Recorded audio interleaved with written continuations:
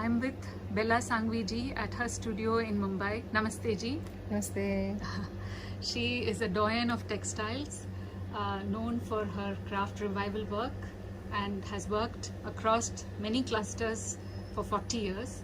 Today we are here to talk about patolas.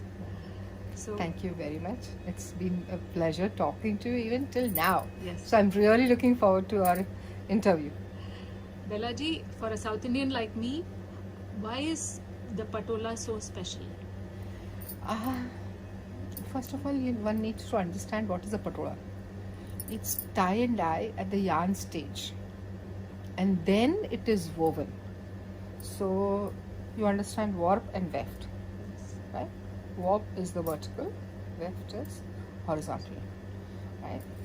When the weft has design which is tied and dyed depending on the numbers of colors.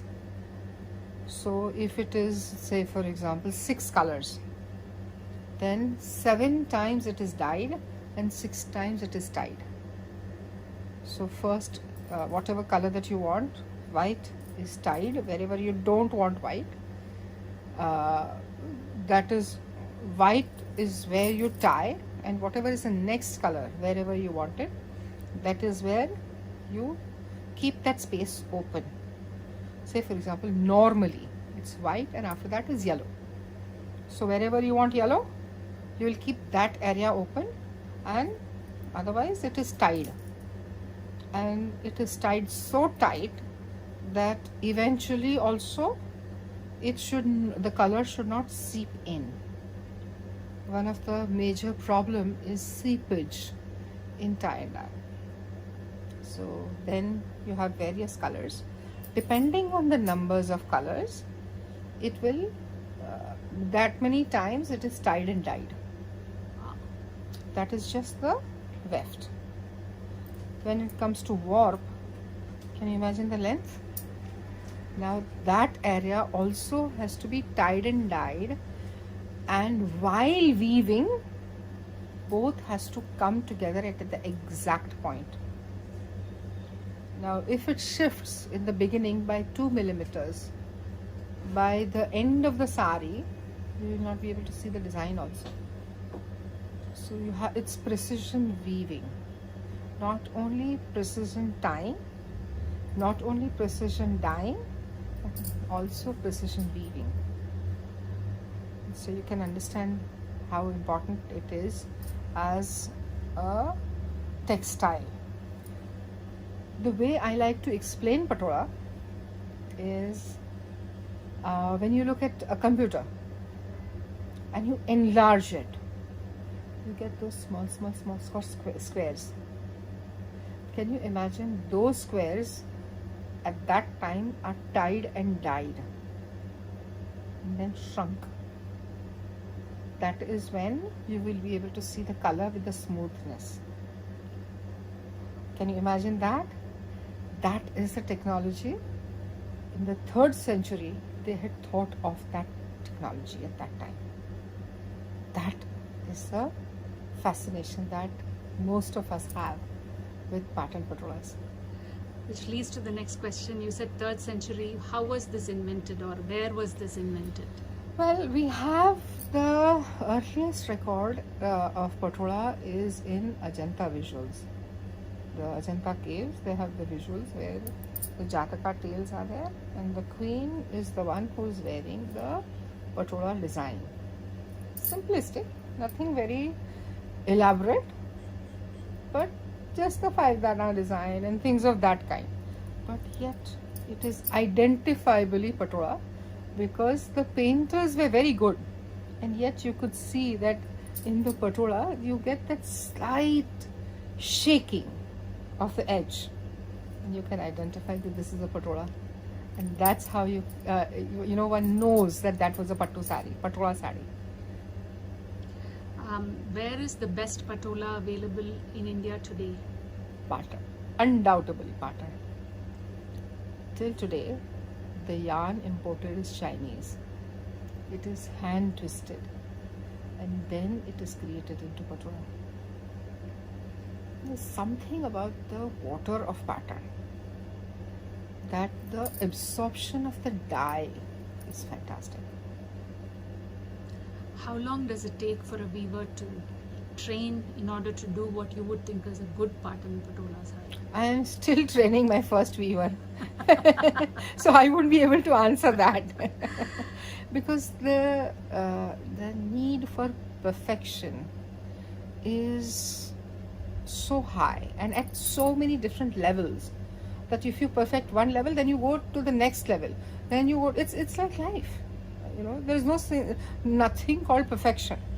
If one area you achieve perfection, then another area comes up. Say for example, I don't think I have perfected textiles, but at least I know enough to get by. So then now the challenge is computers. How do I utilize my knowledge to spread that knowledge? So the challenge keeps on changing, Yes. but it never goes away. And also, I don't think it would be nice for it to go away, because otherwise it will not be interesting. Life itself will not be interesting enough. So, How do you identify, for a foreigner or somebody who doesn't know, what are some of the distinctive characteristics by which you identify a Patola saree? You said that little wave in the end. For yeah, if you can take it here. Can you see this? it. Yes. If you zoom in into this particular dot, can you see in the center it's supposed to be a dot? Can you see that? Yeah. Now that red dot, if it shifts even by 2 millimeters, at the end of that you will not have a patola. That much precision. Now this is just weft patola. It's not double patola. How does one know that? Zoom into that. Now let's alternate while both. Can you see in this patola? Can you see the white? Yeah. Yeah. How clearly? How white is white? Yeah. Not too white. Not too white. Go there and see how white is white. Oh my God, that's really white. Yeah. Now come back to this. How green is green? Not too green. Not too green. Go there. Much brighter. Much brighter. That is because here, keep it there.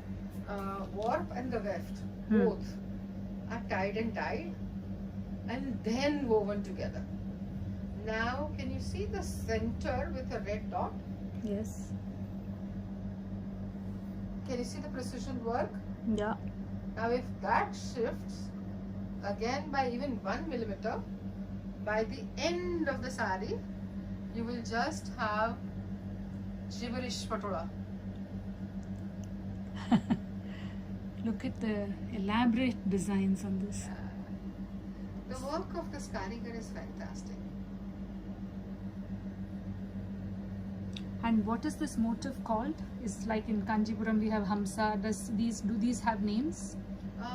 Most of it will have names. This is Manek Chowk.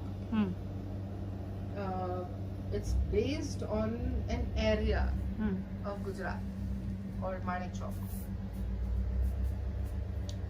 So it is identified by the names of the neighborhoods. No, not necessarily. Depending on what the weaver at that time must have identified. Okay. There is Navratna, and then there is Nari Kunjar, and a lot of other designs are there. So, but can you see the difference between the single and the double? Yes. Especially this is the weft patola, and that is the double patola. Double meaning warp and weft. Warp and weft both are tied and dyed. Okay. Wow. How long approximately will it take to do this? This will take approximately 2 months to create. That will take at least 1.5 years to create. 1.5 years. That Because much. that's precision weaving. So do they take breaks? Why 1.5 years? Just Can you imagine the length of warp? 6 months. That is tied and dyed. So it's a long process. And then weaving is also precision weaving. And no compromises on the selvage. So it has to be precision tying and dyeing. exact calculations, no compromises on that also. The minute you compromise, it's like a small dot in a diamond. The minute you have that small dot, the price will go down. And the larger the dot, the prices will go down and down and further down. It's something similar. The quality of a patola will create the prices. The higher quality higher the quality of patola, the higher the price. In order to be a good patola weaver, then you have to have, I guess, concentration. What are some qualities that the finest weaver? Tying, dyeing, and weaving, all three together, which is extremely difficult for a person to have, all three. So 3 communities don't do all 3 different things. We try to specialize. If somebody is very good in tying, we like to give them the tying work.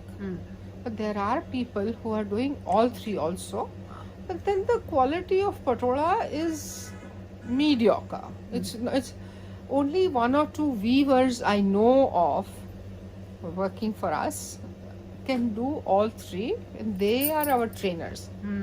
And they are training the people below depending on their skill sets. We don't like to struggle. We don't want them to struggle so much with their work that they get stressed. We like to give them whatever they're comfortable in. We like to give them that work so that they enjoy the work rather than, oh, we have to do this work. We don't want to do this work. No, we want them to come to work with a smiling face.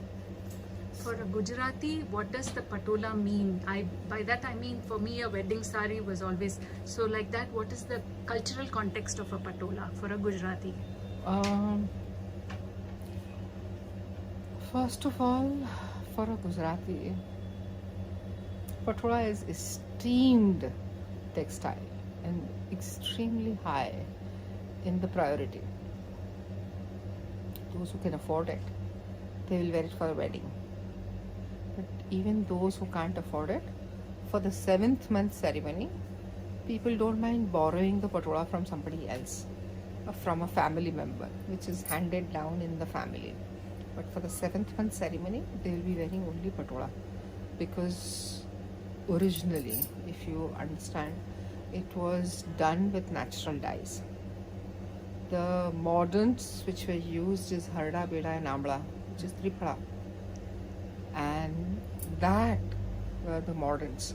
And on top of that, you would get colors with things like haldi, things like alizarin, things like indigo, which anyway are antibiotic. So, as I was explaining to you, what is the mauli that we tie for the puja?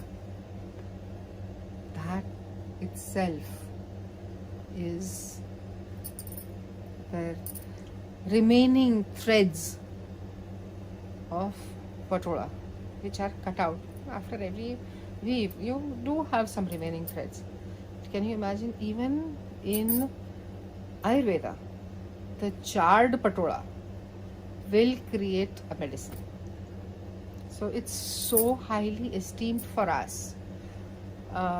We make sure that the patola is not worn during periods, not worn in a particular way which will not allow others to wear it, because this is normally handed down from generations to generations. So this is highly sacred and highly respected textiles. It's not something when somebody wears it as a dhoti, I find it very insulting. That you can't treat. I mean, this is a puja saree, and you can't wear it as a dhoti. But to each their own. I do believe that we are losing the cultural context of the textiles. How they need to be utilized, how important they are in terms of our traditions, and why are they relevant. It's not just because it's beautifully done and because the complexity of the patola. No, there is much more to it than just harda, beda and amla. Which combination, what stage of life you are, which patola to wear. All that was a science. It was not something which you just feel like wearing a red patola today, so red patola today, yellow patola tomorrow. No, there is a system. You know what I'm talking about. That there are certain days you wear certain colors. Yes. No, it is based on that kind of science. But that science is getting forgotten. Do the colors mean something, as you just indicated? Does the green mean a older person, younger person type of something? Not older or younger person, but mainly what are you looking for in life? Say for example, if you are wanting wealth in your life and you wear a dark brown patola, which is the muddy color, which is available in the patola color, it's not going to get you wealth. It's going to give you lot of peace or opportunities to grow Spiritually. Not only spiritual, any kind of opportunities to grow, but because it's the mud. In the mud, unless you plant the seeds, you're not going to get growth. But at least the opportunity to grow is there. That you will get. Most of the time, we don't understand how to utilize a particular color in a particular way so that it helps you to go further. I think basically we are losing this context.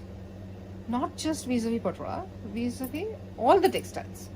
We are losing that context, and it's just become fashionable today. But this is way beyond fashion. So if I were looking for abundance and prosperity, then I would pick up Some nice, colorful, happy piece, which will, by looking at you, others will feel happy about this. Not just you. When you wear a piece, you are likely to feel very happy about it. But it's not just about you. It's also about how others are going to feel about it. Because your abundance is not just about you. Your abundance is also about people around you. Are they happy? Are they satisfied? Then, as a woman, you are going to be satisfied. We are trained as a woman to find pleasure in everyone else's pleasure. The last question is, for somebody who wants to buy their first patola, do you have any tips about colors or motifs or how does one approach it? Normally, my recommendation is buy a Nari Kunjar patola. Nari Kunjar, there are basic nowadays they have stupid Nari Kunjar. I won't go into that. But the basic Nari Kunjar has 4 motifs: parrot, elephant, a tree, and a woman. There's a significance for that. Main thing is, where does a parrot stay? Normally, it will stay where it is peaceful. One shot or one loud noise, and parrots will run away from there. So, the wish for the wearer is, may you have peace in your life. Once you have peace, you will find everything else. You will have time to enjoy, and a peaceful mind will allow you to enjoy whatever you have. The second is elephant. When can you afford elephant? You're really rich. Not just rich. Rich is just about money. When you have Aishwarya. Aishwarya is very different from richness. Part of it is richness, but it's not only richness. It's much more than richness. There is love, abundance, there is abundance of human resources, there are other resources involved, everything. Only then you will be, even the resources of space. When can you afford up? And that also so many elephants? that means you have to have Aishwarya. Chad. May you have abundance of food in your life. May you have abundance of growth in your life. May you have abundance of fertility in your life. After all this you have, and if you don't have anybody to share it with, would you enjoy it? We women tend to have our own tribes. When I buy something new, I want to show them that, see, this is what I bought. And when they appreciate that, I get a pleasure. So may you have so many happy women in your life who will be happy with your happiness. May you have your own tribe. That is the wish. We women have a very different way of being happy. So when the first patola, I prefer them to have this patola. Unless their community will not allow them to wear figures and things of that kind, that's a different story. But normally I would recommend Nari Kunjar patola. That design is known as Nari Kunjar. It has a particular way of being, and I love it when somebody understands the depth of Nari Kunjar in terms of color. And I mean, can you imagine a Nari Kunjar in dark blue color? It will take away everything from the patola, but happy colors, something where they have the clarity, and the weave is fantastic, the nazakat is there, the number of repeats are many.